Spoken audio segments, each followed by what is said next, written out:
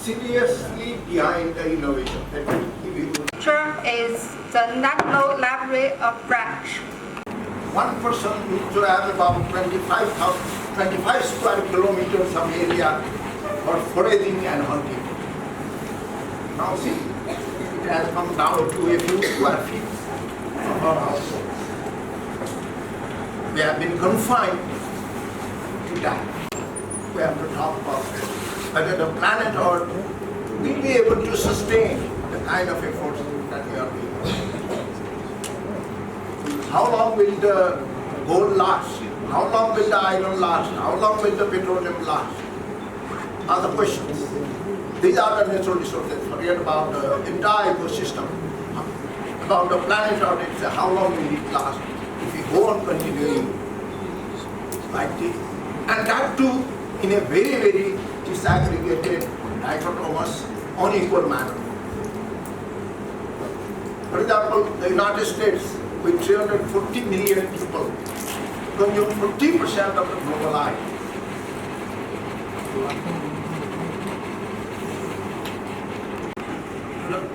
And of course, 2006. We saw all kinds of generation after this, millions of years. But to get these few, we will have to indulge. But in innovation, this is the one sector we have to do. And even in this room, there must be people who have the patents, but working outside. Who have worked in Korea, Taiwan, Japan, create a platform where they will themselves generate. Chief guest, Professor Dr. Honorable Person, Pushkar Bajracharya sir, distinguished guests, scholars, staff and students, ladies and gentlemen, on behalf of Bhavkumari College, I extend a warm welcome to all of you. It is an honor to host the second international conference on inclusive and sustainable development. We are grateful to our chief guest for gracing this occasion. Your presence has added immense value to our conference. We also thank our special guests, keynote speaker, and international delegates from China, India, Bangladesh, and Thailand. Your insightful presence have enriched our understanding. And heartfelt thanks to the College Management Committee, especially the President, treasurers, and members for their continuous support. We are grateful to our convener, Mr. Dr. Gurda Chetri, and in his team, vice principals, faculty, staff, and students for their effort in organizing this event. We also appreciate the support of Mona Lisa Hotel and other sponsors. Finally, we thank all the participants, paper presenters, and attendees for making this conference a success. Let us work together to build a more inclusive, sustainable, and digital future. Thank you. Again, according to our chair of this program, this open ceremony is closed now. Thank you, Bhavkumari College.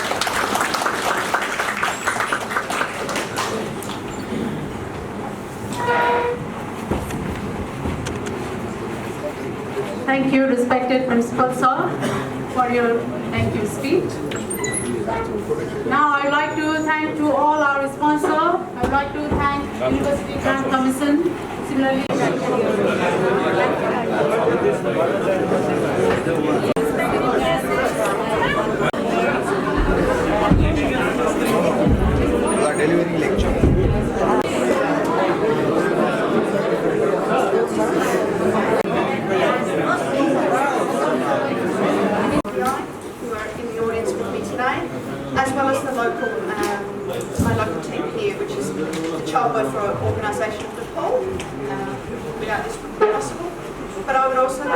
my amazing students here with me as well. So,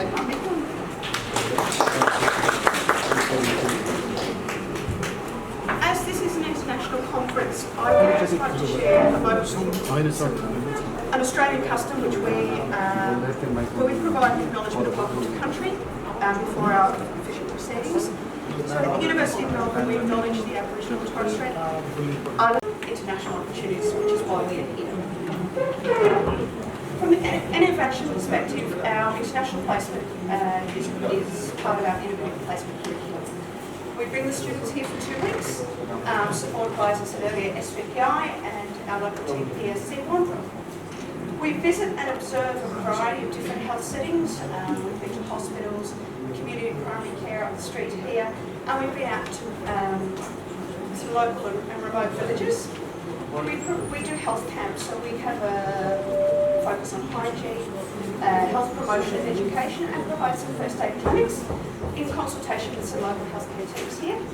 But we do balance the 2-week placement out with some lovely sightseeing activities as well. So we've been on jungle safaris, which has been amazing, looking at elephants and rhinos down the street, which is very different to Melbourne. From a sustainability point of view, this is incredibly important to us. We do partner with a local team, as I said, and it is one of the most important reasons. Just about next one of that. Why our programs here have been so successful. Each year we bring a group of students here, and the programs have been running since 2013. Each year our programs are different because we are led by our local teams here, so we go where the need is within the community. With our focus again being on health promotion and education, and this year we have run sessions around personal hygiene. We've run some men's and women's health promotion camps, as well as a health camp where we had some local Nepali medical staff and nursing staff join us, as well as offering some first aid with wounds and things like that in the community. Many of the communities we go to have limited or no access to healthcare at all. From a transformation point of view, I think for me it's really important, and I want to look at this in 3 ways: transformation within the communities, with the people itself that we're providing support, but also to the students that come here. To do that, there are so many examples over the last 10, 12 years where we've been working, but from the community, the students went out yesterday to visit Chitwan, which is a local community, where in 2013, SVPI and Sauraha and part of the University of Melbourne helped raise funds,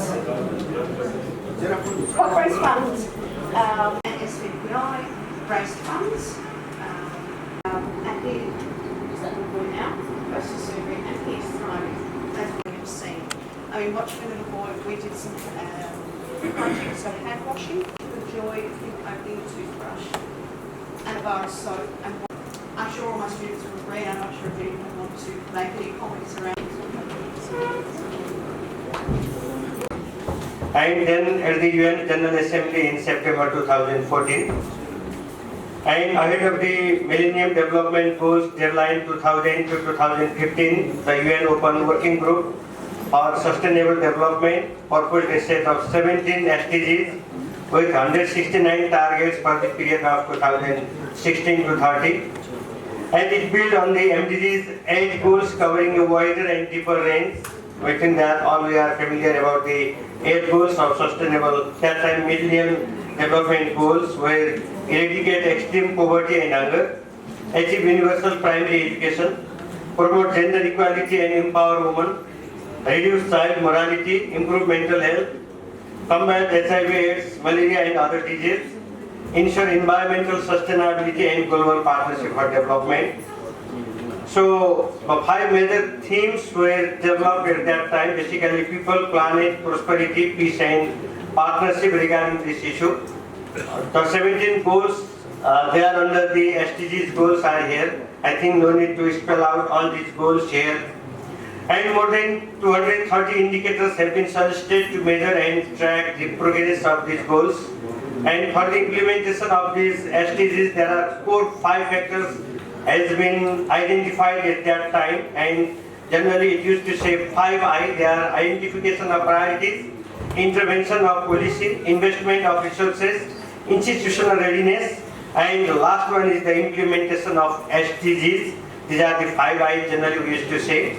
And regarding the issue of Nepal, while discussing on it, that Nepal committed to the self-sustainable development goals early on, and policy documents, especially from 15th Development Plan, and the 25-year long-term vision through 2100 that internalizes these goals very clearly. And it prepared the SDG status and roadmap to localize the SDG indicators with baselines and targets for 2030. And we found that they are not just an enlargement of the Millennium Development Goals in terms of the number of goals and targets, but they also seek to address complex issues like inequality, inclusion, and human rights. These three are the basic fundamental aspects added on it. Under these goals also, 4 goals 1, 2, 6, and 7 deals with the ending of poverty and hunger and providing basic water, sanitation, and modern energy for all citizens. Goals 8, 9, 11, and 12 are highly related to us: economic growth, jobs, resilient infrastructure, industrialization, cities and settlements, and sustainability of consumption and production. And 13, 14, and 15 were the protections of global commons basically. And one task force was formed in context of Nepal and to propose SDGs that indicators in 2015. I got one reference from one reports developed from that task force, and it was clearly mentioned by Yuvraj Katola, at which that the targets were clearly mentioned what was our expectation from 2016 to 30 under these 17 goals. Only to give some insights, I am going to present these targets here. And these SDGs, the 17 were very clearly articulated in context of Nepal also there.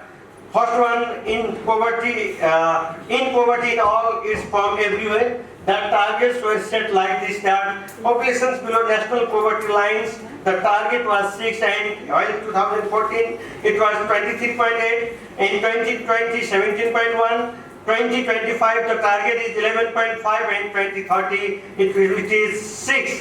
Like this, there are different targets, different indicators already developed here.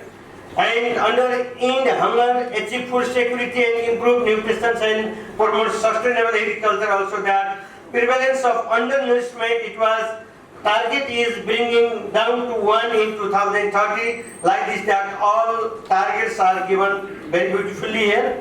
And ensure healthy lives and promote well-being for all ages. And reduce inequality within and among countries. That consumption inequality, proportion of total water resources used, it will Nepal. But as the mountain resources are so crucial for Nepal's freshwater resources. The student-faculty staff ratio is now 31:1. And in terms of global contribution made by the university, by the publications, by the international publications, we have worked out for last 25 years publication, and we have contributed with 0.15, or say 140,000 international publications in last 25 years in all disciplines. And for this, at present, we have 64 constituent campuses, 62 plus 2, I should say. And in addition to constituent campuses, we have 40 central departments, 4 schools, 4 research centers, and more than 1,000 affiliated colleges throughout the nation, from eastern to western, southern to west, northern part of the nation. So our coverage is relatively in each district and in each local provinces as well. So Trivandrum University offers 281 programs. I should say one thing here. In terms of number of students, Trivandrum University is at 11th position in the world, and in terms of program, Trivandrum University is at 17th position in the world in terms of number of programs offered. by one institution. So we offer, TU offers 281 program, in which master's level program is obviously dominates. It's 155, bachelor 58, and so on. And also we also have postgraduate diploma program, PGD program, and the number of such program is 6. And this is all about Thiru University. This is the last slide. I will go to the my focus area after this slide. So in our university, in Thiru University, we have 4 faculties and 5 institutes. And we all know Institute of Medicine, Institute of Engineering, Institute of Science and Technology, so in which I serve as a dean. So I serve as a dean of Institute of Science and Technology. We have Institute of Agriculture and Animal Science, Institute of Forestry, and 4 faculties, Faculty of Management, Faculty of Humanities and Social Science, Education and Law. So this is the data, this is the data of how many faculties are there in our faculties and institutes, and how many female faculties are there in our institute and faculties, and how many students are there in our faculties and institutes, and all these things. And finally, the last column, at present, in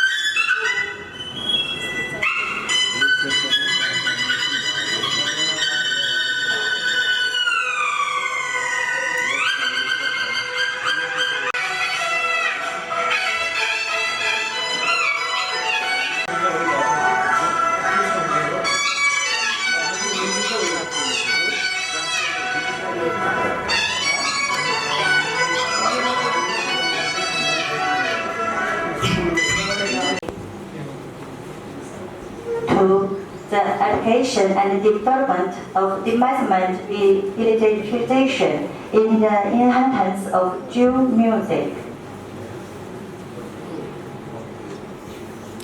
In 2006 years,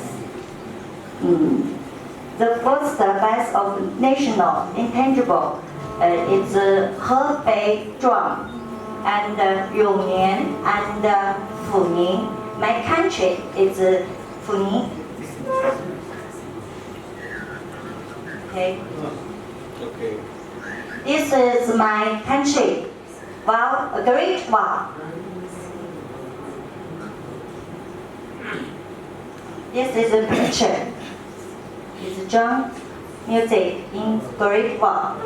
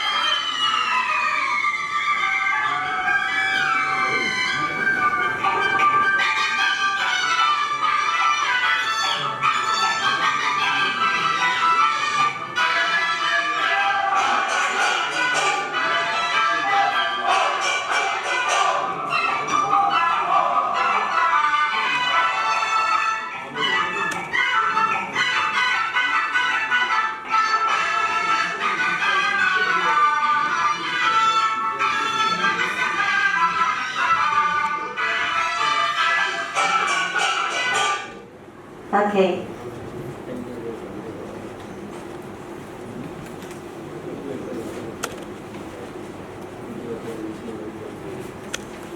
Three.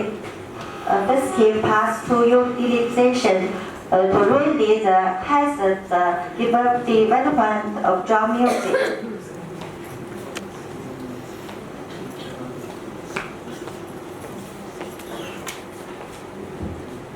Okay. First, the depicted summary of the Great textbook. Drum music can be passed on use video model. Counter for drum music with the 8 beats. Is the picture. And all sorts of people. So gender equity and social inclusion is a global concern, talking about unequal power relations on caste, ethnicity, gender, geography, etc. And this is the biggest challenge which is facing the world today. In Nepal, discriminatory institutions and structures, ideology and social norms continue to limit women's progress. The objectives of the paper is analyze gender disparities in Nepal, and the statistics are from National Census Statistics 2021, and highlight the gender gap in economic and political participation and suggest measures for women empowerment. The methodology is only a secondary data, but taken from national and international publications which are of repute: the World Population Data Sheet, National Population Housing Census, National Demographic Health Survey, Global Nutrition Report, UNESCO World Bank Group, and ILAC Women Rehabilitation Center, OREC 2002, and the bivariate analysis is adopted. I'm just giving in brief, the demographic is the working population in Nepal. 69.4 is the female literacy rate, which you can see, which is lesser than the male literacy rate, and female ownership of land is only 11.8.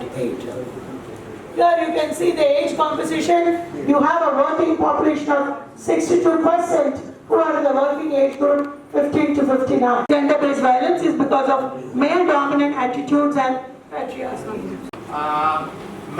Regarding methods, a pragmatic qualitative research method was applied for conducting 18 focus group discussion session, 32 in-depth interview among the community member and drug sellers, and then we conducted a thematic analysis following Atlas TI software, and this is the demographic detail of the participant. I'm not going to detail of this because this time is short. And this finding, this paper findings is divided into three themes. One is antibiotic perception knowledge, another is antibiotic identification, and third one is current trend of social cultural factor of antibiotic use. So regarding antibiotic perception, people think they also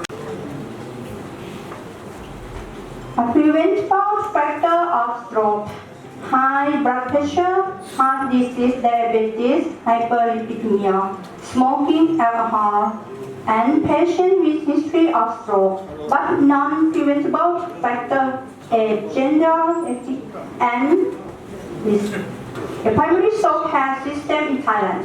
Nurse role in community-based stroke care, physical assessment, planning with a multidisciplinary team, consultation and encouragement.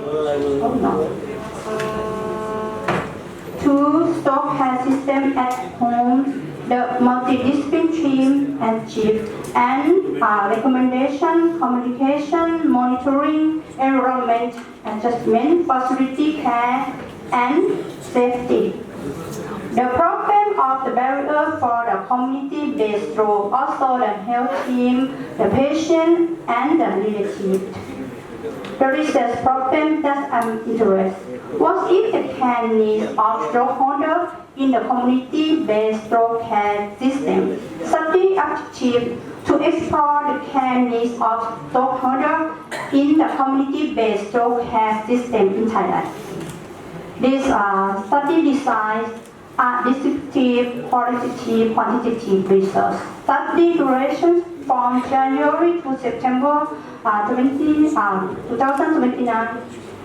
and study area to 20 communicating and some helping hands here, so I already saw. And the last one sentence that I took from the Nobel laureate Alexander Fleming, who actually discovered the antibiotics first time. And in his Nobel laureate ceremony, he spoke the one sentence. That's actually now came true in our life. What he said that the time may come when penicillin can be bought by anyone in the shop. Then there is the danger that ignorant man may easily underdose himself by exposing his microbes to the non-lethal quantities, and the drug make them resistant that are the use problems to everyone nowadays. Do you have any questions?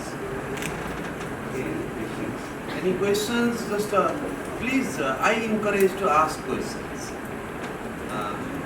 Note down the things, and if possible, it will be interactive if you ask questions. If no question for everyone. I have one question. Regarding you, actually, that I'm also the faculty at Central Department of Microbiology. 3 students working under my, I send them to the 3 tertiary care hospital, and in 6 months I collect the samples from them. And is this a part of? हैन त्यस खालको उत्पादन गर्नेतिर चाहिँ society गइसक्यो। अब हामी यही खोजे पनि तपाईले भनेको लोकल चामल पाउँदैनौँ अब हामी। कारण के हो भने कस्ट अफ प्रोडक्सन र चाहिँ लिभिङ स्ट्यान्डर्डको कुरा पनि हो। त्यसले गर्दाखेरि त्यसलाई जोड्ने गरी उनीहरूलाई हामी कसरी ल्याउने यो एउटा चाहिँ कि त सब्सिडाइज गर्नु पर्यो। दुःखको कुरा के छ भने हामी यहाँ गभर्नमेन्टले किसिममा सब्सिडाइज छैन। संसारमा जहाँ पनि मैले हेर्दाखेरि के देखेको छु भने किसानले जहाँ पनि घाटै खाने, तर त्यसलाई कसले बचाउने भन्दा सरकारले सब्सिडाइज गरेर बचाउने हो क्या। कि त चेपाङलाई सब्सिडाइज गर्ने रिकमेन्डेसन दिनु पर्यो स्थानीय निकायहरूले, त्यो प्रबन्ध मिलाउनु पर्यो। हेर्नुहोस्, र यो खाने बाली बचाउने हो भने त्यहाँ सब्सिडाइज नगरिकन बच्दैन। उनीहरूको कस्ट प्रोडक्सन जुन हुन्छ त्यो कस्ट अफ प्रोडक्सनको आधारमा उनीहरूको जीवन स्तर बच्छ भन्ने मलाई लाग्दैन। अब सर लामो छलफल पछि गरौँला। तपाईँको प्रेजेन्टेसनको लागि थ्याङ्क यू भेरी मच। सरले भनेको भन्दा ठ्याक्क मेरो अलिकति फरक छ। मैले विद्यावारिधि गर्दाखेरि पनि बहुला जस्तो अहिले सर गोमसाला पनि भनेको थिएँ, हजुर अमेरिका हुनुहुन्थ्यो, म चेपाङसँग बसेर आम खाइरहेको थिएँ। म एकदम यसको सब्सिडाइज भन्दा पनि यस्तो हुन्छ सर, त्यस्तो तराईमा जे जति गरोस् जति एलाइक भए पनि उसले चाहिँ धाकिस दिएकै हुन्छ। त्यो संस्कृतिसँग जोडेको कुरा छ। चेपाङलाई जति सिकाउनुहोस् संस्कृति पछि छलफल गरौँ sir. Thank you very much. Impactful cultural heritage as an important component of new culture, as an important component of new culture, carries rich historic memory and cultural wisdom. With the rapid development of digital technology, the construction of digital apps for impeccable cultural heritage has become an important means of protecting and disseminating impeccable cultural heritage. The purpose of this academic exchange is to explore the current situation, challenges, and the future development direction of digital apps construction for impeccable cultural heritage and to provide new ideas. 3. Expand the impeccable cultural heritage. From the picture, it can be seen that people potential to increase cyberloafing. Research mostly covers digital tech's effect on customer satisfaction, not employee behavior. Cyberloafing research is predominantly public sector focused, missing insight for private sector. Also there is a biasness, that is the cyberloafing research mostly are carried out in developed country and lacks the global diversity.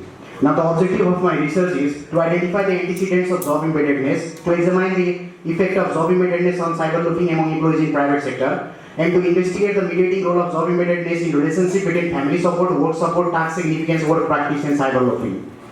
Now the theories that guide my study are job embeddedness theory, social exchange theory, production motivation theory, that is the PMT, and the conservation of resource theory, COR.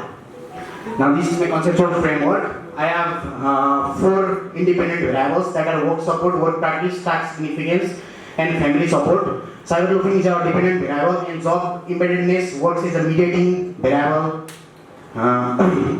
Now, based on the conceptual framework, I have developed 9 hypotheses. These are on the screen.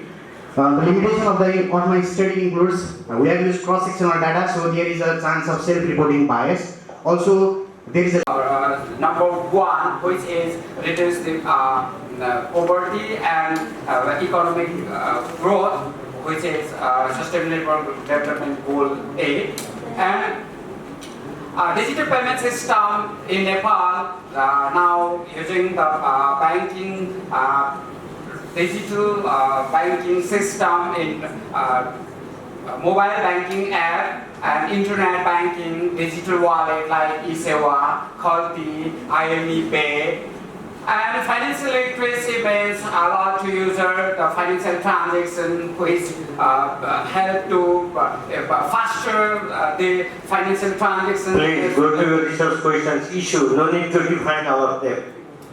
This is my current status of the Nepal in the financial digital payment system. That is the who are within the financial system. They are 90% people have the financial account, banking account, but only 29% using the digital financial system. That is my research gap.